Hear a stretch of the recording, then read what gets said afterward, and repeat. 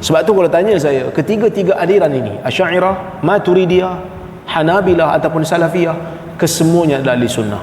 Cuma saya lebih cenderung kepada Salafiyah dan Hanabilah. Tapi saya tidak menyesatkan ataupun mengeluarkan Asy'ariyah dan Maturidiyah daripada ahli sunnah.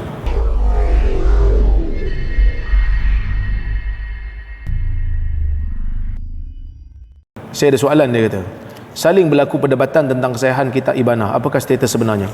Kitab Ibanah adalah kitab yang ditulis oleh Abul Hasan Al-Asy'ari.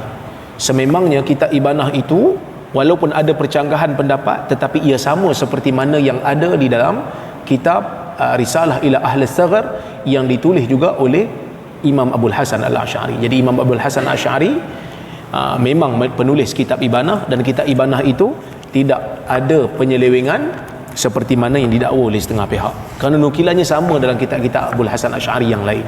So Abul Hasan memang mengisbatkan ataupun menetapkan sifat-sifat Allah yang seperti berada di atas arash, Allah mempunyai mata, tangan, tetapi tidak sama seperti mana makhluk. Meninggalkan seperti mana yang disebutkan dalam Quran dan Sunnah, tanpa membagaimanakan, tanpa membayangkan, tanpa menyamakan dengan makhluk, kan? So lepas tu dia tanya lagi, dia kata kalau betul kalau betul Imam Asy'ari bertaubat dalam kitab tersebut, kenapa Imam Mu'tabar seperti Nawawi dan Ibn Hajar masih Asy'ariyah? Dia tuan-tuan, Asy'ariyah ke Maturidiyah ke Hanabilah ke Salafi ni, Hanabilah lah. Dia perbezaan dia berbeza dalam isu furu', dalam isu menetapkan sifat-sifat fi'liyah, sifat-sifat orang kata apa, sifat af'al.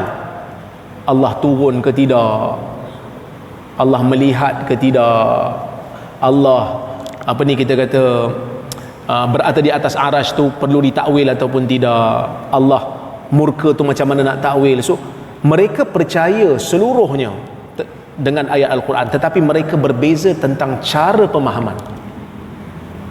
Sebab tu kalau tanya saya, ketiga-tiga aliran ini, Asy'ariyah, Maturidiyah, Hanabilah ataupun Salafiyah, kesemuanya adalah ahli sunnah.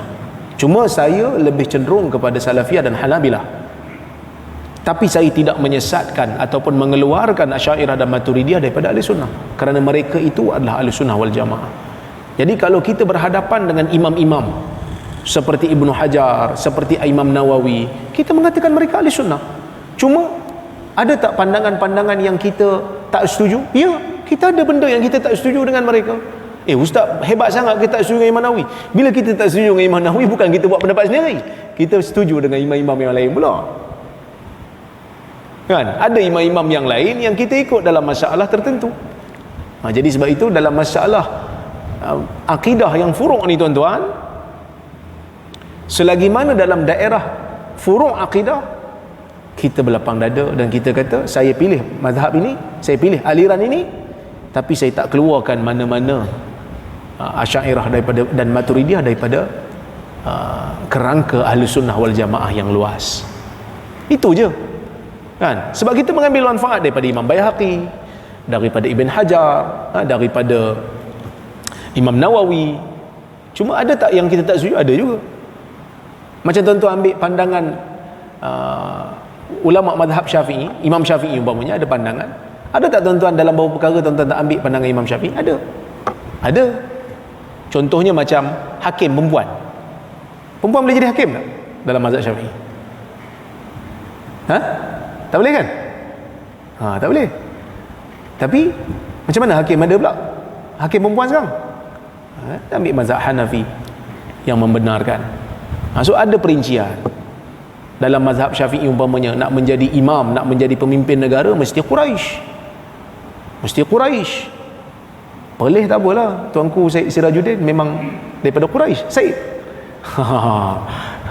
Yang lain-lain saya tak tahu, tapi kita ambil pendapat mazhab yang lain lah yang membenarkan. Kerana yang disebut Quraisy tu kerana pada zaman tu, konteks zaman tu Quraisy ni ada pengaruh. Macam kat Malaysia ni Melayu, sebab tu dipanggil raja-raja Melayu, kan? Melayu tu ada pengaruh. Wallahu ta'ala a'lam bissawab.